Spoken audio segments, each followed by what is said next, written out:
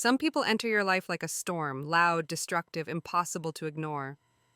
Amahle Nkosi walked into mine like that, all sharp edges and sharper words, determined to prove I didn't belong in the marine biology research station in the Seychelles, where we'd both been assigned for 6 months. She thought I was a privileged academic tourist playing scientist.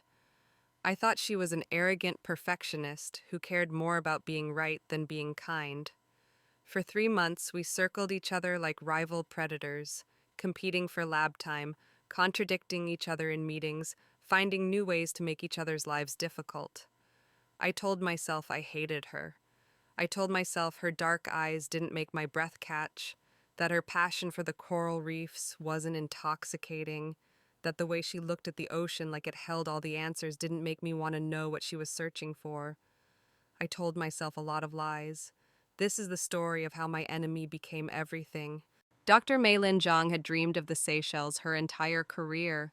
The pristine waters, the untouched coral reefs, the chance to study marine ecosystems in one of the world's most biodiverse regions. It was everything she'd worked toward.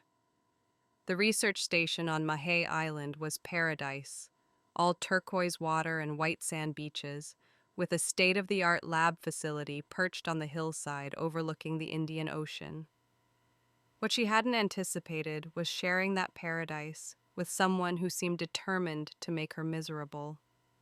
Amahle Nkosi had arrived 3 weeks before May, and she'd already established herself as the station's rising star. At 38, she was younger than May's 42 years, but she carried herself with the confidence of someone who'd spent her entire life proving she belonged in rooms that didn't expect her. Born in Cape Town, educated in marine biology at some of the world's top institutions, she was brilliant, driven, and apparently convinced that May was a threat. Their first meeting set the tone for everything that followed. May had been setting up her equipment in the shared lab space when Amahle walked in. All long limbs and natural elegance, her dark skin glowing against the white lab coat, her hair pulled back in intricate braids that somehow managed to be both practical and beautiful. "You're in my space," Amahle said without preamble, her South African accent clipped and formal. May looked up from the microscope she was calibrating. "The station director assigned me this bench. If there's been a mistake, there's been a mistake. I've been using this space for my coral bleaching research for 3 weeks. You can't just walk in and—" "I didn't just walk in. I was assigned this space by Dr. Morrison. If you have an issue, take it up with him." May kept her voice calm, professional, even as irritation sparked in her chest. Amale's eyes, deep brown, almost black, narrowed. "Let me guess. Cambridge? Oxford? One of those prestigious institutions that produces marine biologists who think fieldwork is a 6-month sabbatical in paradise?" May felt heat rise in her face. "Stanford, actually. And I've been doing fieldwork for 20 years, so maybe don't make assumptions about people you've just met." "Stanford." Amahle laughed, but there was no humor in it. "Of course, American academia. Let me tell you how this is going to work, Dr. Zhang. I'm here to do serious research on reef restoration. I'm not here to babysit visiting scholars who want to add Seychelles to their CV. Stay out of my way and we'll be fine." She walked out before May could respond, leaving behind the scent of coconut sunscreen and righteous indignation. May stood there, hands shaking with anger, and made a decision. If Amahle Nkosi wanted war, she'd get one. The next 3 months were exhausting. They competed for everything: dive time, lab space, access to the research vessel, even the attention of the station's limited support staff. Every team meeting became a battlefield, with Amahle challenging May's methodology and May questioning Amahle's conclusions. They were professional about it, always staying just on the right side of courtesy, but everyone at the station could feel the tension. What made it worse was that Amahle was brilliant. Her research on coral bleaching patterns was groundbreaking. Her dedication was absolute. She'd be in the lab before dawn and still working after midnight, driven by something that looked like devotion. And when she talked about the reefs, her entire face transformed. the hard edges softening into something that looked almost like love. May hated that she noticed, hated that she found herself watching Amahle during dive briefings, studying the way her hands moved when she explained something, the way her eyes lit up when she discussed a new discovery. Hated that competition was starting to feel like something else, something dangerous and unwelcome. One evening, May was working late in the lab when Amahle walked in, clearly not expecting anyone to be there. She stopped short when she saw May. "I thought you'd be at the beach bonfire," Amahle said, her tone marginally less hostile than usual.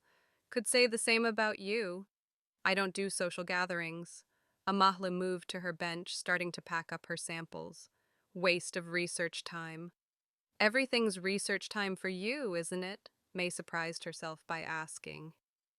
"Don't you ever just exist? Enjoy where you are?" Amale's hands stilled. "I'm not here to enjoy. I'm here to save what's left before it's gone." She turned, and there was something raw in her expression. "Every day we waste on politics and personality conflicts is a day closer to losing reefs that have existed for thousands of years. So no, Dr. Zhang, I don't just exist. I work." There was pain underneath the words. Old pain. Personal pain. May found herself wanting to ask about it, wanting to understand what drove this woman to burn herself out in Peru. The tropical storm hit Mahé 2 weeks later, one of those sudden violent systems that turned paradise into chaos. The research station was secure, but all fieldwork was canceled. Everyone was confined to the facility for 3 days, while wind and rain battered the island. May was going stir-crazy by the second day. She'd organized her data, written half a paper, and reorganized her equipment. The common areas were crowded with researchers playing cards and watching movies. She needed space.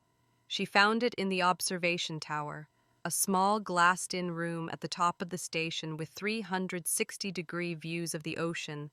It was supposed to be for official use only, but May had discovered the door was always unlocked. She was surprised to find Amahle already there, sitting on the floor with her back against the glass, staring out at the storm-tossed sea.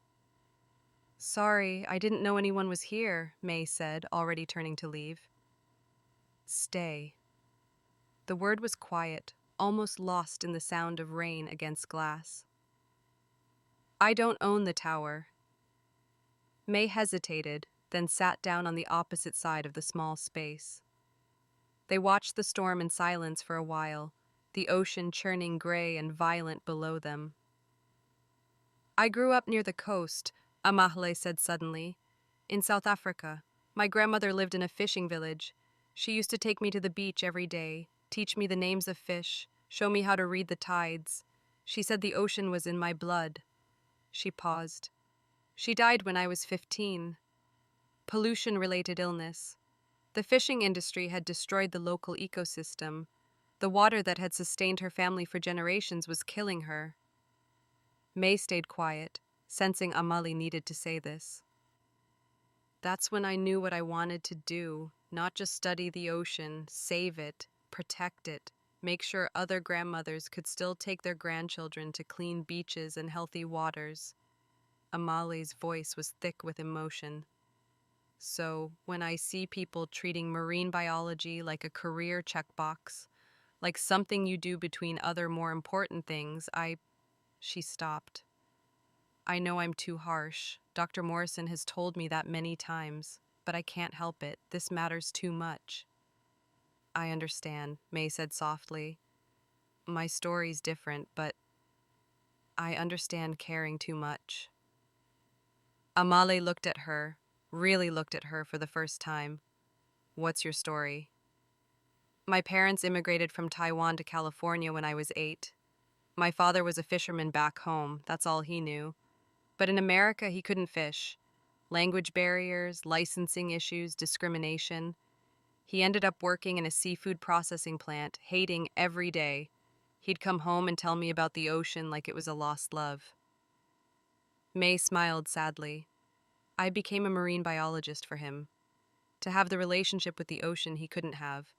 To give his sacrifice meaning." "Is he still alive?" No, he died 5 years ago. Heart attack. May wiped her eyes.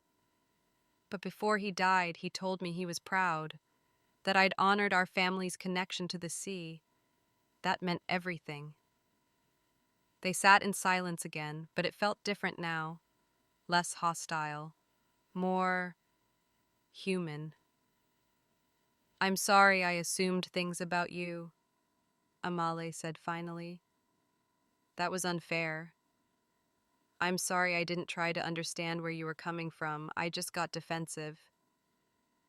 To be fair, I was incredibly hostile from day one.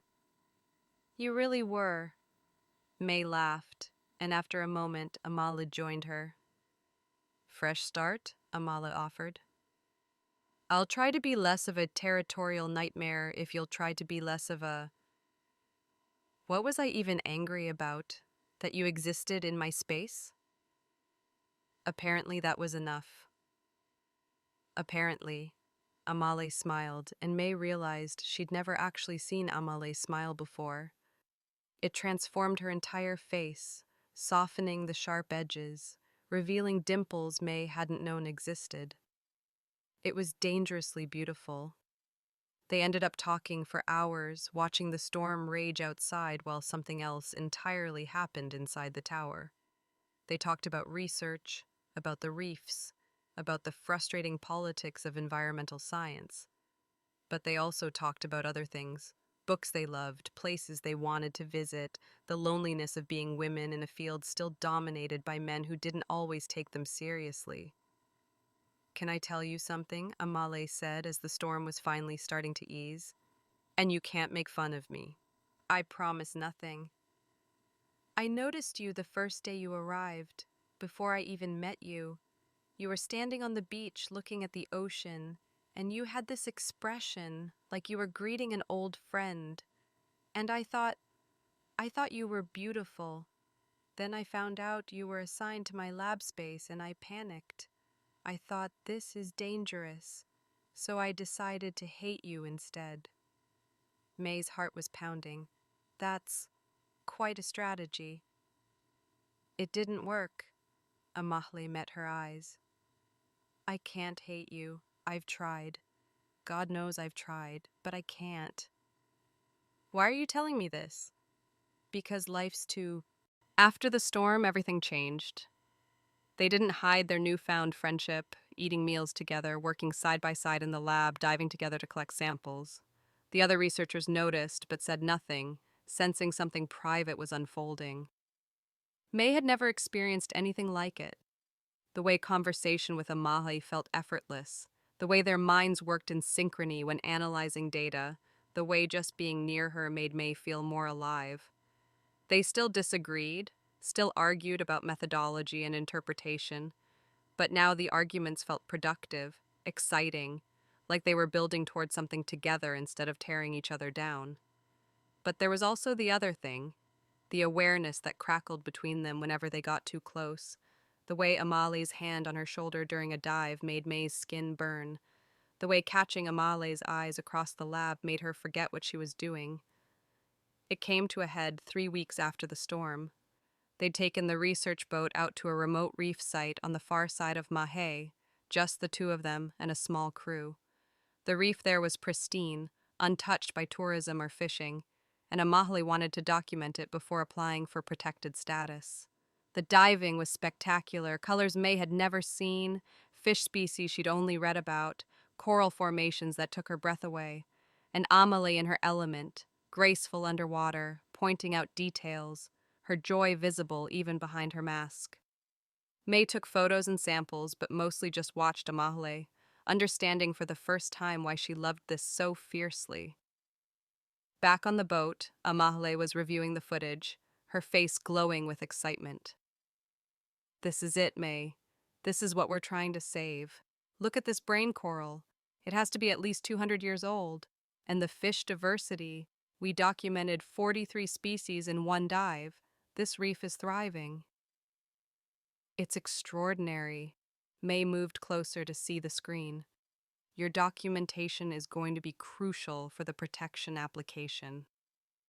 Our documentation, Amahle looked up at her. You're part of this now. Your expertise in reef ecology, your analysis of the symbiotic relationships. This isn't just my research anymore, it's ours. The word hung between them. Ours. Suddenly they weren't talking about research anymore. Amahle, May started, but didn't know how to finish. I know this is complicated, Amahle said softly. We work together.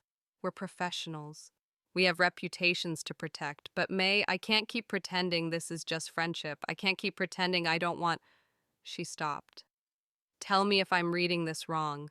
Tell me if this is all one-sided and I'll never mention it again. May's heart was racing. She thought about all the reasons this was a bad idea. Professional complications, the intensity of working in close quarters, the fact that they'd be leaving the station in 3 months to go back to opposite sides of the world.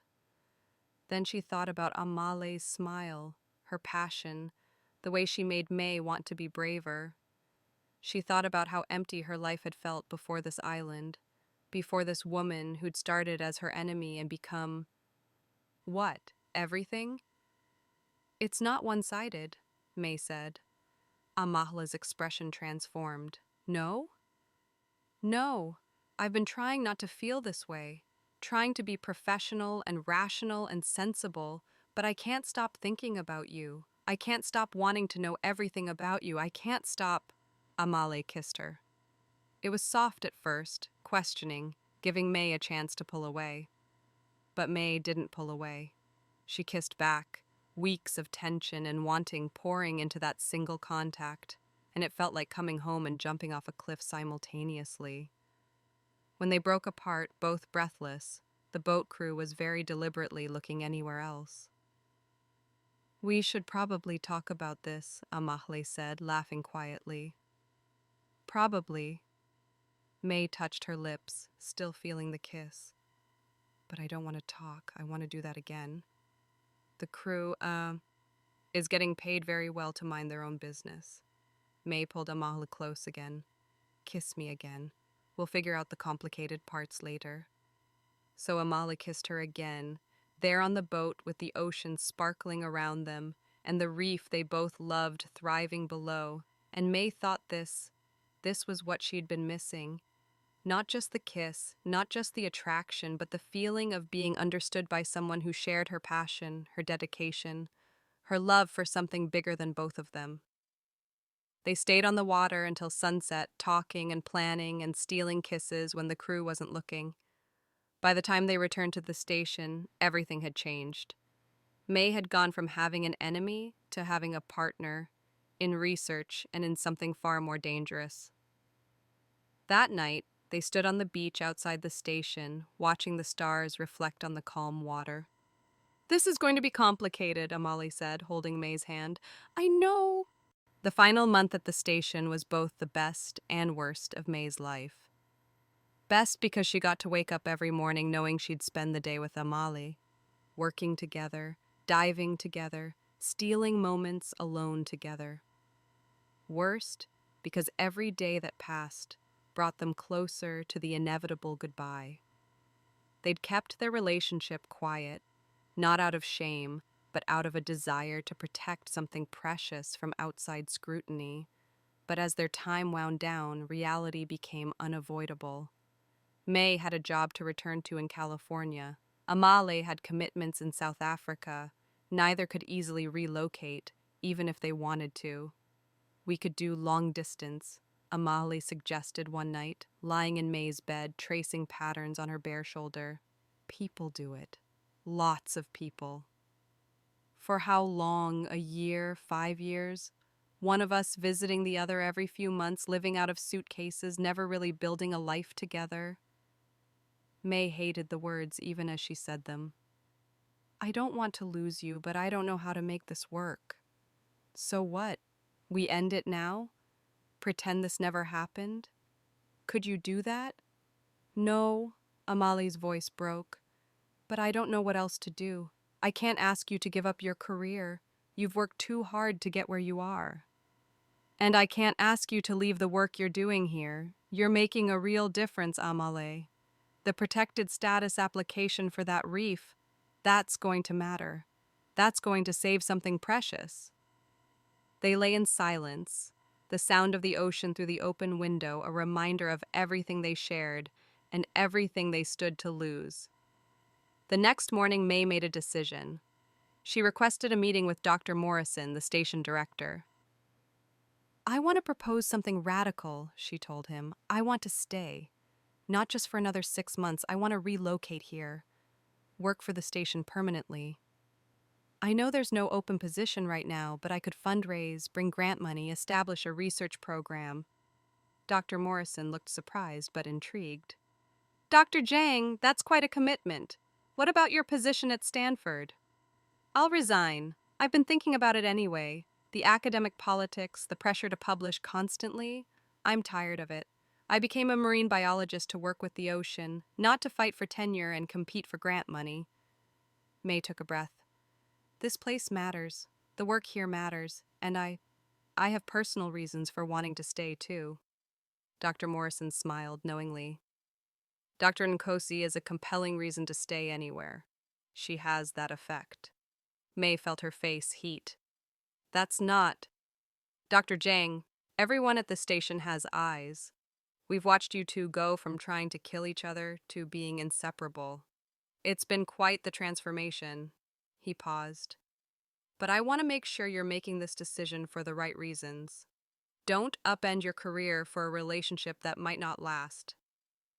"I'm not. I'm upending my career because I've realized this is where I'm supposed to be. The relationship is just—" May smiled. "It's just the best possible bonus." "Then let's talk about what a permanent position might look like." They spent 3 hours planning.